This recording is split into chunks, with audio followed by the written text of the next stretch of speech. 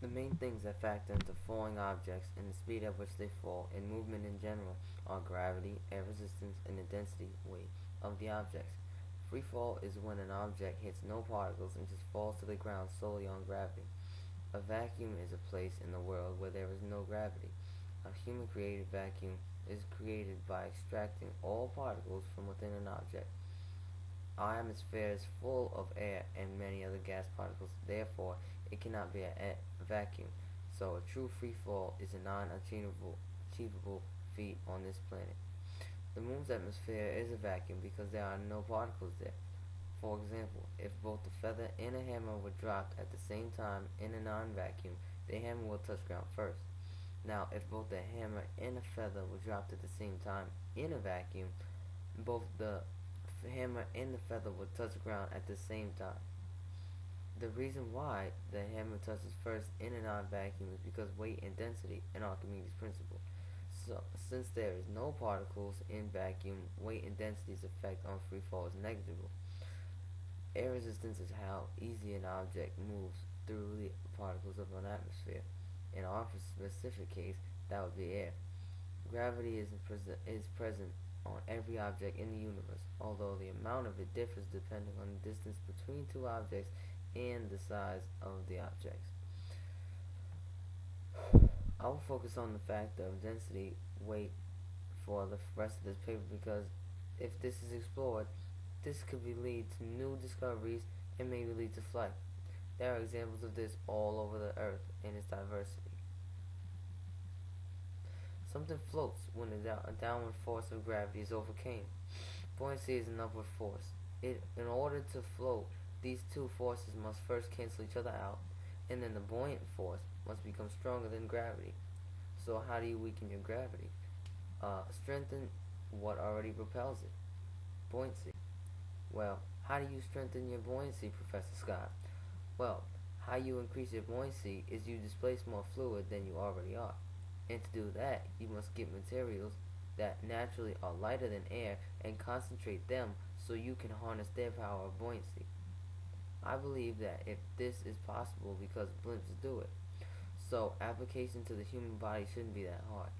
I thought if we bought a durable material and bought helium or hot air, if hot air was used, another step would be added, then made the materials into a suit, then inserted enough helium or hot air into the suit to overcome gravity, then that would enable levitation.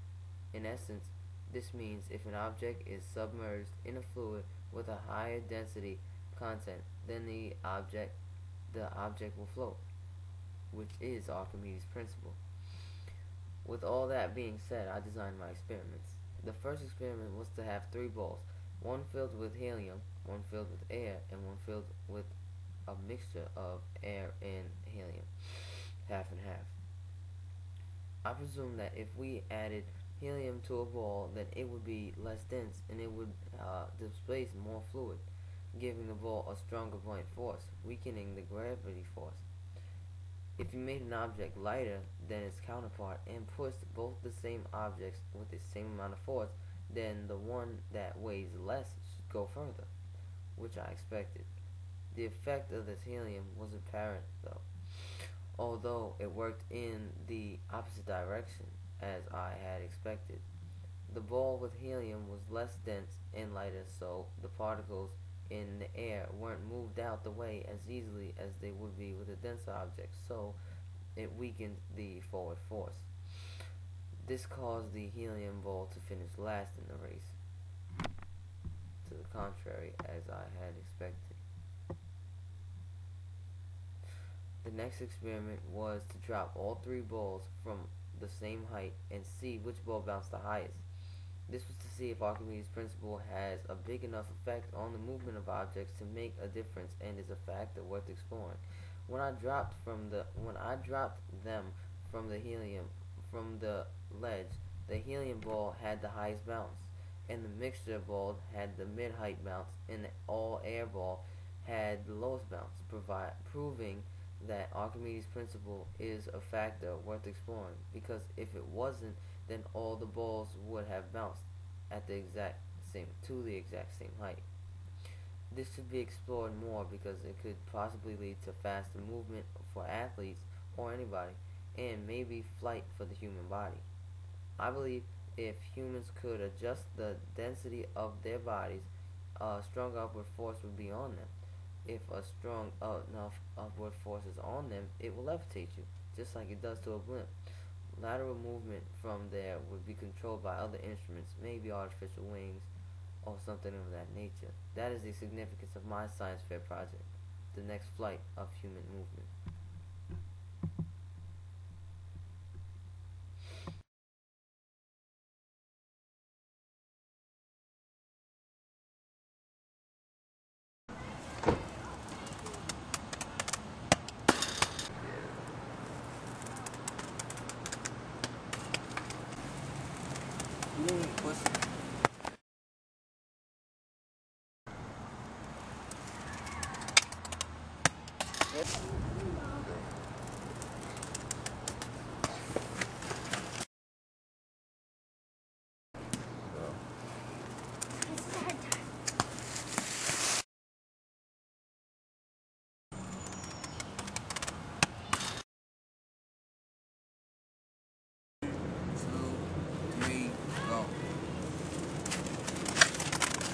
I got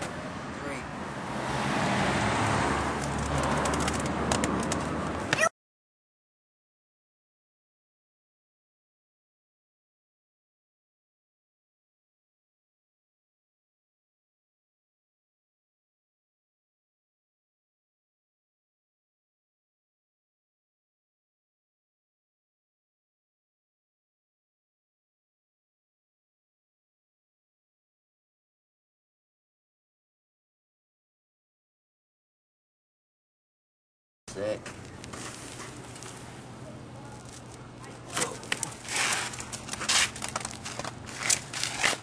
One.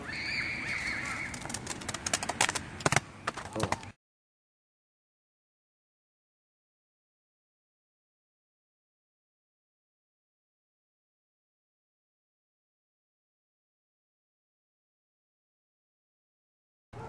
Ready?